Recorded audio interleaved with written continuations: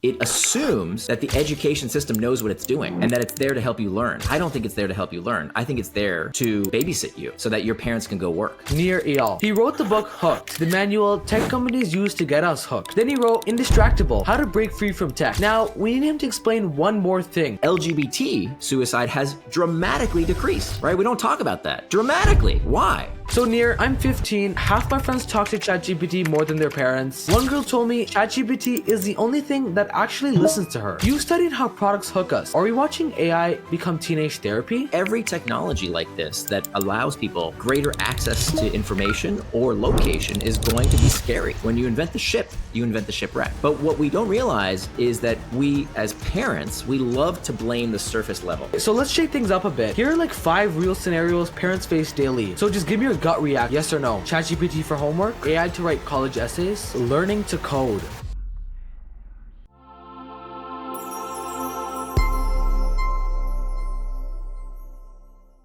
Welcome back to the AI Parenting Institute, where we connect the experts building our digital world with the families living in it. Today, we have a guest whose work is foundational for anyone thinking about technology and habits. Nir Eyal.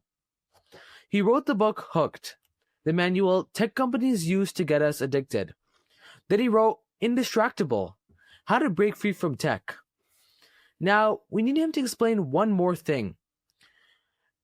What happens when kids grow up thinking with AI instead of just using it? Nir has spent decades studying why we do what we do to a technology. And today, we're going to figure out how families can navigate this new reality together.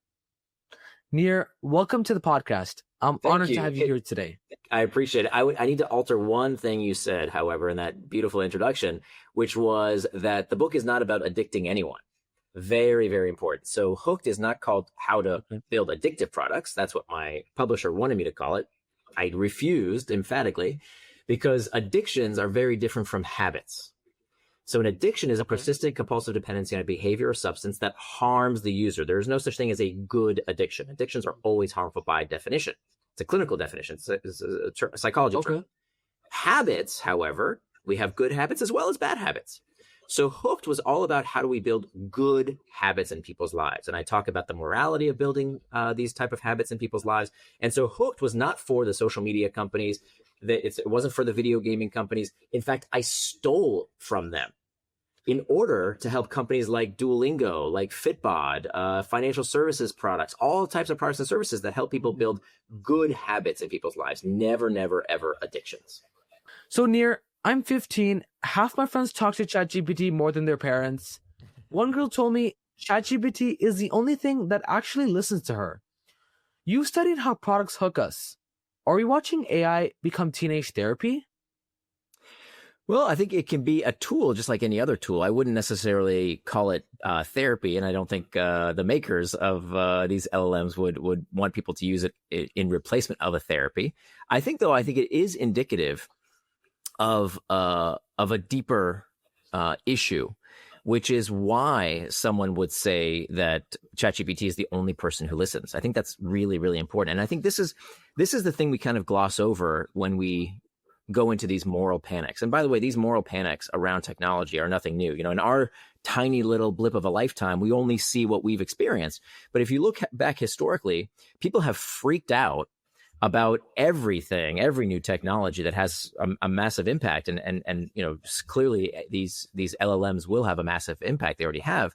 But we saw the exact same thing happen a few years ago with social media, right? That Facebook was melting everybody's brains. And then before that, it was the smartphone. And before that, it was the internet. And before that, it was rap music. And before that, it was the radio. And before that, it was the television, all the way back to the bicycle. Like literally, they thought the bicycle was terrible because it would free women to go wherever they wanted. So every technology like this that allows people greater access to information or location is going to be scary.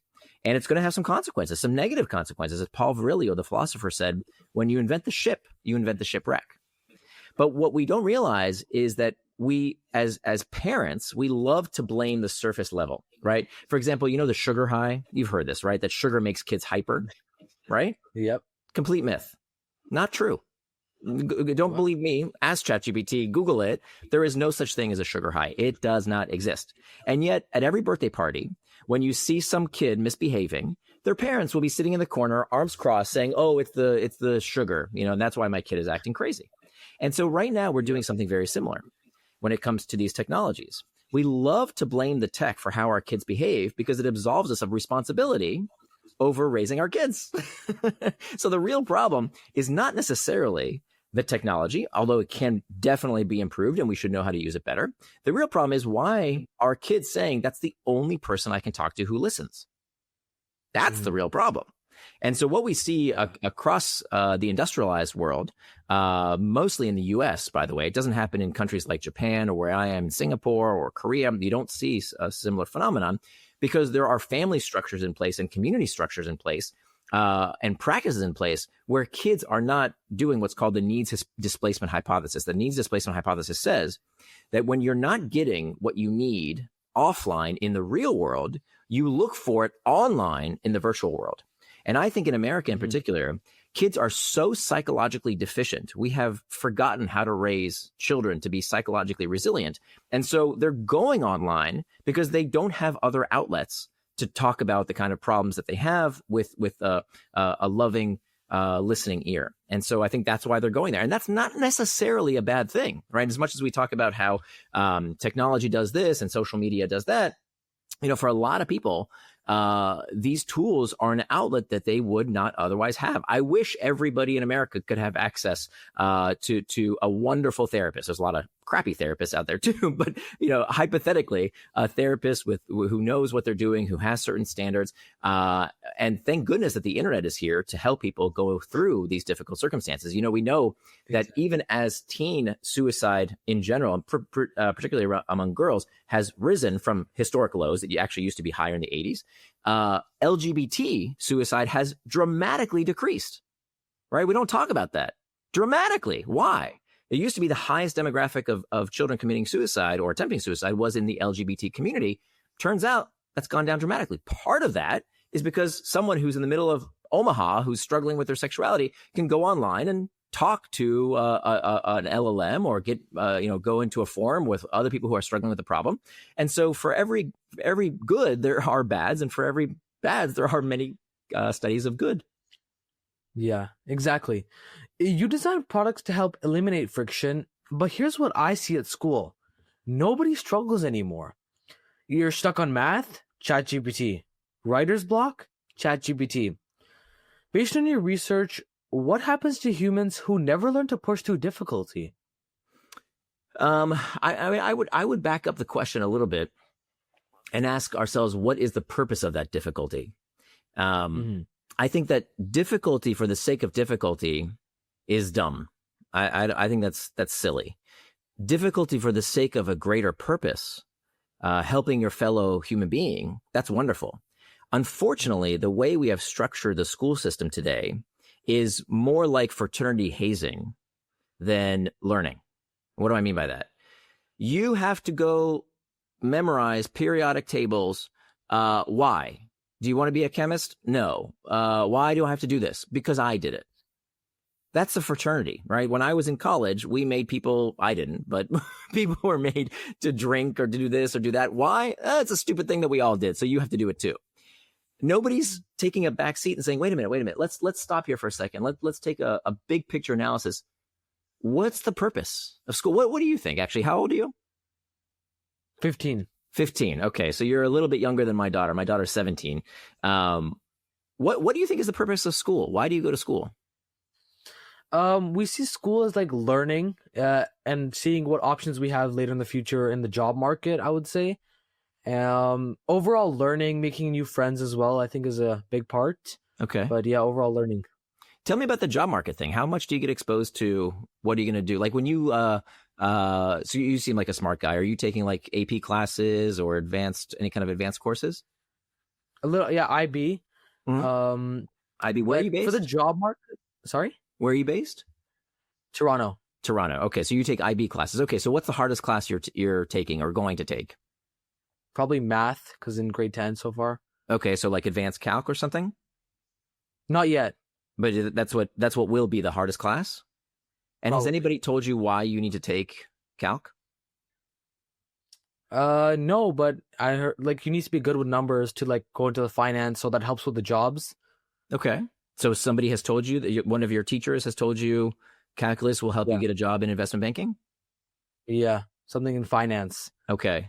So my wife used to work at Chase. She was an FX trader, made a lot of money. I would be shocked if she ever used calculus. Have you? Have you talked to anybody in investment banking who uses calculus or uses these kind of skills? The actual skills, not to check a box, right? That I think that's why we make kids take these classes, is because, well, in order to show that you can eat shit, you have to do this stuff because that's what everybody else is doing. And so in the scale of who can eat the most shit, you rank very highly. You can sit there and study and study and study and memorize stuff in your brain and then barf it all out on the page when we ask you to. Does that have anything to do with what you would do on the job? Let alone the kids who don't want to go into banking and still have to take that test, even if they want to go into, medicine or be interior designers or teachers. Are they going to ever use calculus ever again? Look, I've done very well for myself. I've never used calculus since I took it in high school. No, in college. So I think we need to back up and ask ourselves, before we criticize the AI, why do we have the education system that restricts us from using these tools? It's like saying, like, okay, hey, welcome to calc, advanced calc, no more calculators. You're going to have to do everything by hand. That would be really stupid, right? So why do we think that somehow as soon as kids exit school and go into the job market, that they wouldn't have access to these tools?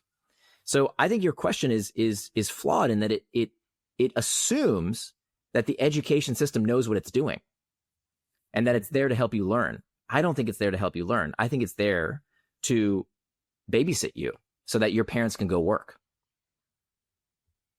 That's the primary objective of institutionalized learning. Now, I'm very optimistic. I think we're starting to see school, Alpha School. I'm sure you've heard of Alpha School. We homeschooled my daughter. She did super well. She got a perfect ACT. She got a full ride scholarship. She's going to Carnegie Mellon. She did great. She did 1 year of conventional school, and the rest of it, she was taught with a combination of my amazing wife. I took classes with her as well. And in large part, she was educated with and by the internet.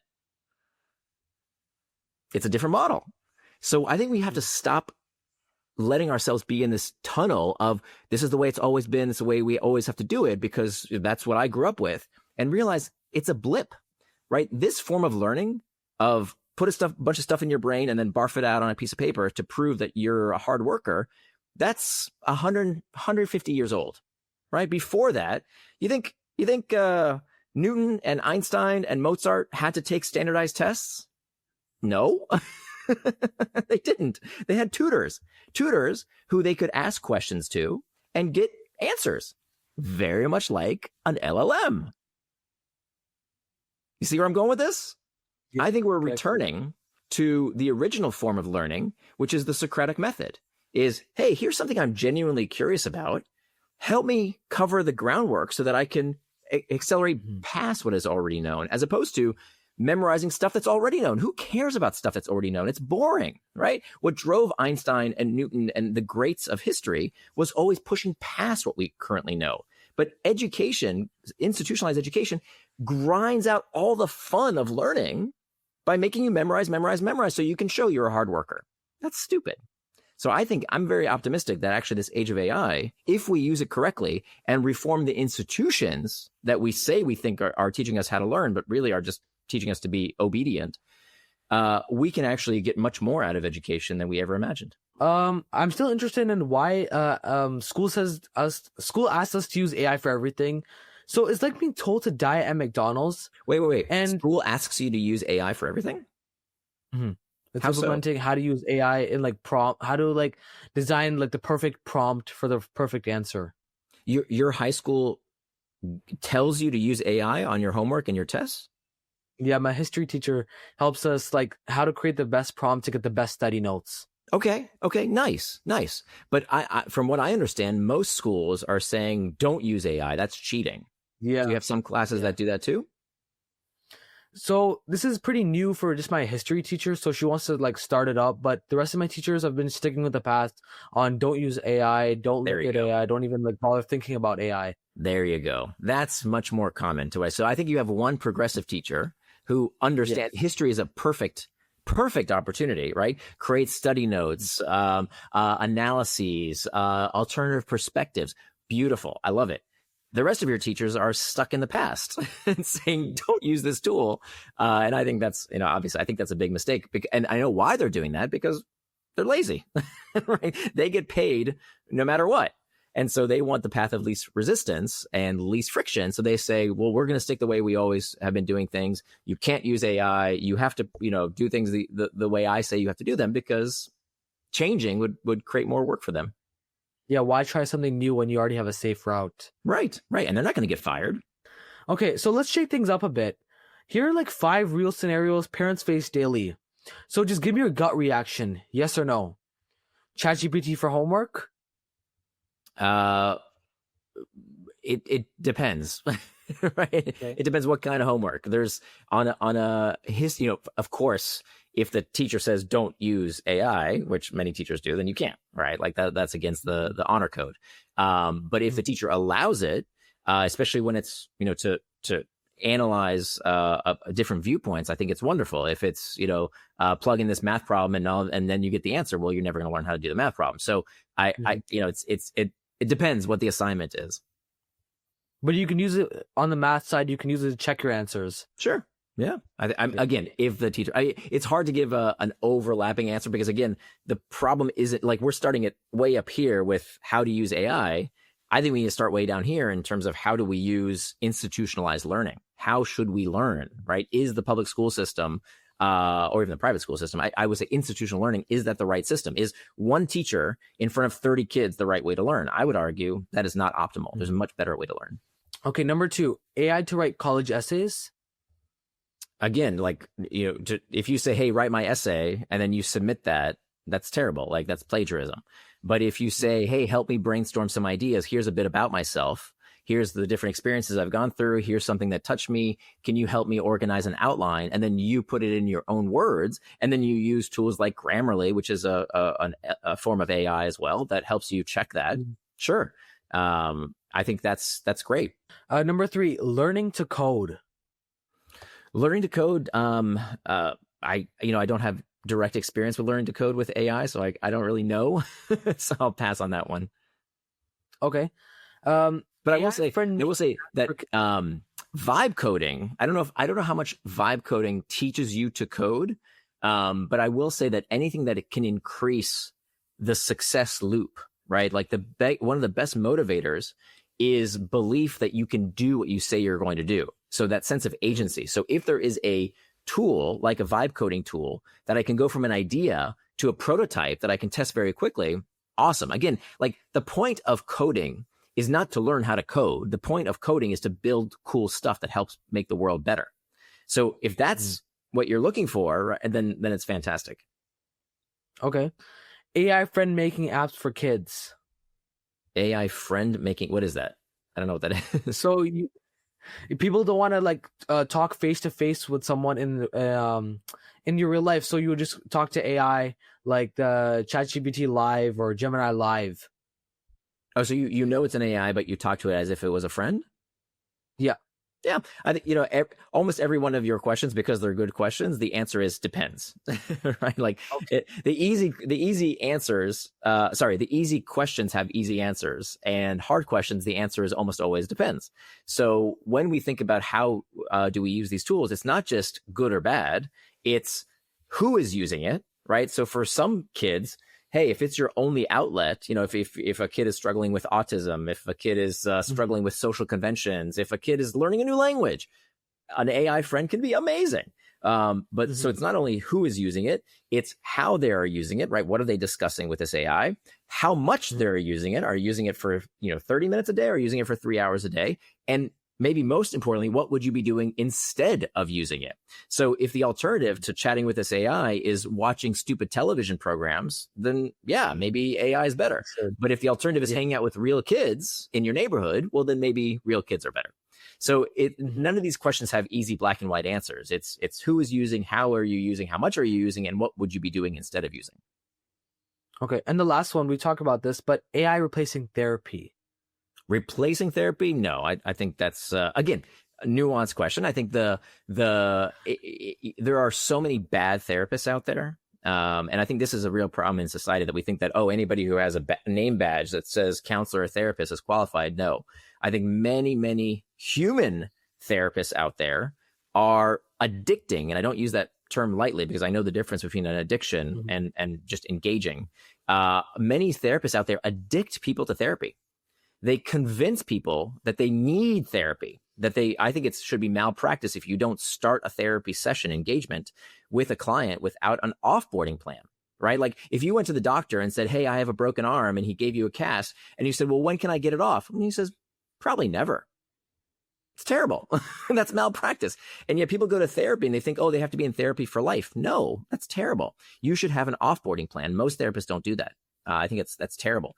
So if you have, so AI therapy, I would take AI therapy, even though I don't think there is such a thing that you can just have therapy with AI. It's mostly like, they tell you it's for entertainment purposes. And of course, just as a disclaimer, I'm not a doctor. This isn't medical advice, but I think, a bad therapist is much worse than a good AI tool. But of course, what we really need are good therapists.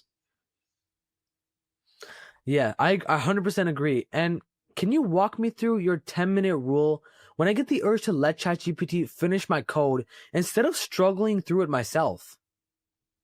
So you're saying, so while you're working on your code and you have this Mm. urge to let ChatGPT do it for you? Yes, yeah, sorry. Yeah. Well, I think it's to what ends, right? If the point is I need to learn this myself, well, then Mhm. that's one objective. But if the point is I want to build something cool and I want to figure out the fastest way to get it out there so I can test it with customers, let ChatGPT do the work. You talk about identity packs, I am versus I do. So how can someone my age create identity that uses AI without becoming dependent on it? So identity packs are a pre-commitment when you have some kind of identity that you label yourself as a thing, and that makes you much more likely to accomplish your goals. So when someone says, "I am a Muslim," Muslims don't drink alcohol, right? A devout Muslim, and so they're not debating, "Oh, should I have that beer at dinner or not?" A vegetarian doesn't debate, "Oh, should I have that bacon sandwich for breakfast?" Because it's who they are; it's part of their identity. So this relates to identity packs, as I talk about in my book, Indistractable, whereby calling yourself Indistractable, that becomes your moniker. So you and everyone who knows you knows, hey, I don't answer my phone every 30 seconds because, where I'm having a conversation with somebody, I'm not going to check my device. So that's who I am. I'm Indistractable. I have work blocks in my day when I'm not going to be constantly available because I'm Indistractable. So this isn't so different from someone who has a non-typical diet or maybe wears a hijab. Like there's nothing necessarily, somehow if it's a religion, then we let people have their own ways of doing things. But if, what I think we need to do is adopt that same practice and say, look, I'm Indistractable. This is who I am. And so I don't do those things, even though maybe everyone else is checking their phone all the time. I'm Indistractable. It's who I am. So by adopting that identity, we can become much more likely to achieve our long-term goals. I 100% agree. And babies born today form their first habits with AI. So based on your decades of studying habit formation, what fundamental behaviors might we see in kids who never knew a world without AI? What babies are forming habits with AI? What do you mean? Babies born today. Yeah. Oh, they will when In they the grow up. generation of AI. Yeah, I think it's going to be like any other tool, right? It's like saying the car, right? When you were born, when I was born, cars were commonplace. My grandparents didn't own a car until they were in their 40s, right? So, technologies become the technologies we're born with are boring and not scary. The technologies that evolve in our lifetime, that's what we get freaked out about. But of course, our kids, babies born today, AI is just going to be another tool. And we don't have to be scared of these tools. We have to do the same thing we've always done, which is to adapt and adopt. So what humans have always done with disruptive new technologies is that they adapt their norms, their manners around these tools to make sure we can get the best out of them. And then we adopt new technologies to fix the last generation of technologies. Right. So for every new technology, for example, cars, cars are boring. Nobody talks about cars. Cars kill way more people than AI ever has by far, not even close. But we're not scared of cars because they're commonplace, because they were here before we were born. And so, what we did was we made cars consistently safer, even though cars kill, over 1 million people a year. 1 million people a year are killed in car accidents.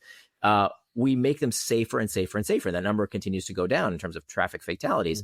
And so the idea here with AI, with social media, with tech tools is that we don't abandon the technology. We shouldn't be scared of it. We shouldn't lose our heads in these moral panics. You see so many of these people who, technology is melting our brain. Oh, it's terrible. It's the same script repeated again and again. It's boring. We've seen it 1 million times before.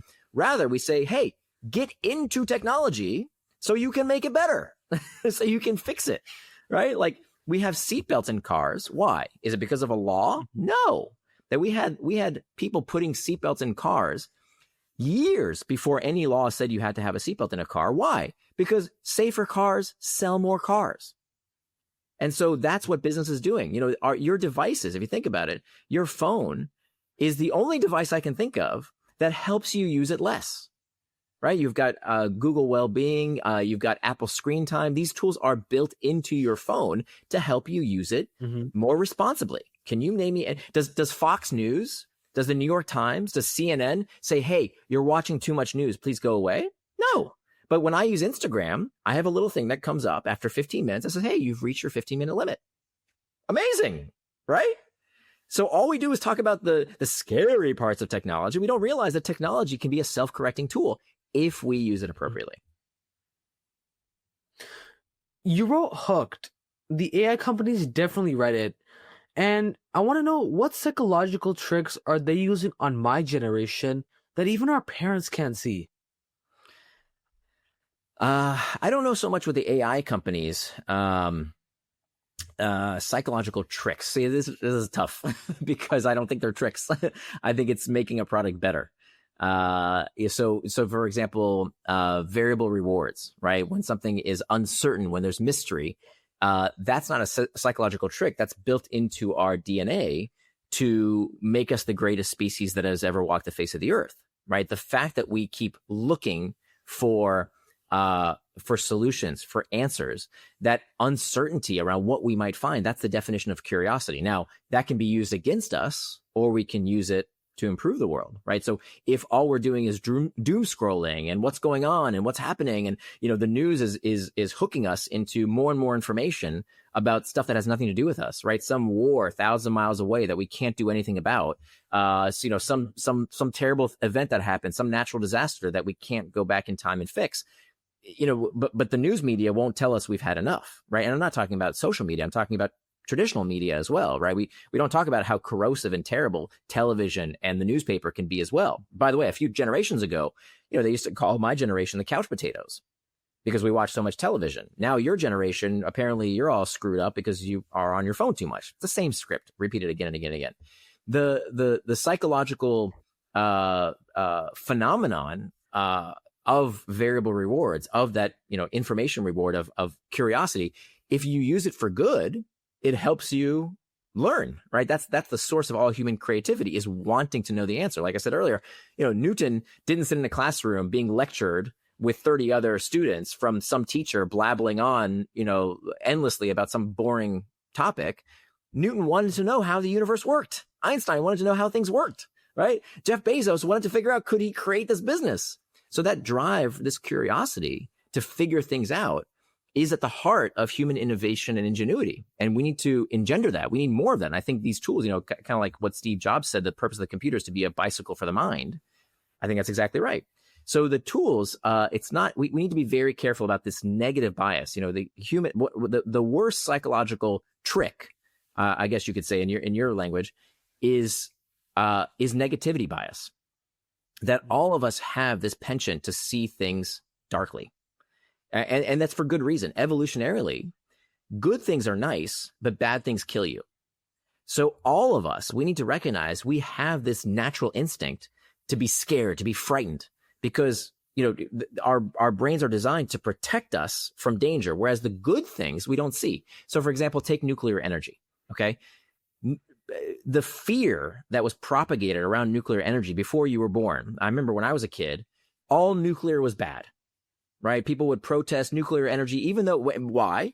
Because these idiots attached nuclear bombs with nuclear energy generation because it had the same word nuclear in it. And so what did they do? They said, shut down all nuclear facilities, right? Because it's too dangerous. We can't handle it. Well, guess what? What do we get instead? We got global warming because we kept burning coal and fossil fuels, polluting the atmosphere with CO2. Awesome. Good job, guys. Now we have a almost certain global warming disaster because we were too stupid to realize that we need to stop being so scared of nuclear technology and realize that would have been a much safer, much cleaner form of energy. Now, finally, we're waking up to this. And now the consensus is, yeah, nuclear energy is clean energy. So we need to be very careful of the instinct to fear because we don't realize that the real disaster is not what the technology will do to us, but rather what we will do to us if we don't use the technology. How many lives could have been saved? How many people could improve their standard of living if we don't use that technology? So because we don't know, right? Like we don't know, we can't quantify the potential of what could have been. But that's actually, if you think about like the utility of a technology, it's not the downside that we always need to worry about. Of course, that's part of it. We need to put safety measures in place. It's the unrealized upside, right? Imagine if we had never invented the airplane because, there might be a few airplane crashes. That's stupid, right? The airplane is amazing, right? Like it's done so much good in the world. But if we only had worried about the crashes, we would have never made the technology safer. And so that's exactly what I think is happening today. We're going to make the technology better and better and better, prevent, and create less and less potential dangers. But the way humans do this is by stumbling through, right? We don't know the potential dangers until we're experiencing them. So we need to stop being so afraid, be wary of our own negativity bias, stop being these chicken little, scared of everything type personalities out there who gain a lot of clicks by scaring the crap out of people. And rather we need to progress, we need to innovate, we need to make the human condition better by using our minds to make the world a better place. Mm-hmm. You've studied why we do what we do for decades, and looking at my generation growing up with AI, should parents be worried, terrified, or excited about what we're becoming? Excited. I think there's a lot of potential. Of course, we have to, be careful. We have to be smart about it. We can't disengage. But I think there's a ton of potential. But I think it's not going to happen for us, right? Like parenting is a full-time job and then some. So for parents who just give up and say, well, the schools will figure it out for my kid, the schools will raise my kid for me, I think they're in for a very rude awakening. You have to, it's one of those things that when you bring a kid in the world, you have to engage, and you have to realize that you don't know everything because the world has changed since you were a kid. And so that requires being very open-minded. It requires turning off traditional media and instead look for people who have figured out what you want to figure out and compare different perspectives rather than what we know traditional media wants to do, which is to keep you hooked to watching more and more fear and gloom and doom. Mm-hmm. Nir, I wanted to thank you once again, and it's been an absolute honor to have you here today. My pleasure. Thank you. Thank you. Where can people find more of your work? Sure. So my website is nirandfar.com. Nir is spelled like my first name. That's N-I-R and far.com. Sure. Here's what I'm hearing, and every generation of parents has panicked about new technology. So when tech boomed, everyone said it would destroy kids' attention spans. Instead, they built careers on YouTube. When social media emerged, parents worried it would ruin relationships. Instead, teens organized global movements. Kids adapt. They always have. And so here's my challenge to parents. Tonight, don't take your kid's phone away. Don't lecture them about screen time. Instead, ask them, show me the coolest thing you've done with AI this week. You might actually learn a thing or two. And if this conversation changed how you think about AI, help me get this message out to more parents. Subscribe to the AI Parenting Institute and share this with a parent who's stressed about AI. Once again, I'm Rayan. And thank you for trusting me with your time and your biggest parenting concerns. Until next time, let's keep building a future where kids don't adapt to change, they create it. Thank you, Nir. Thank you so much.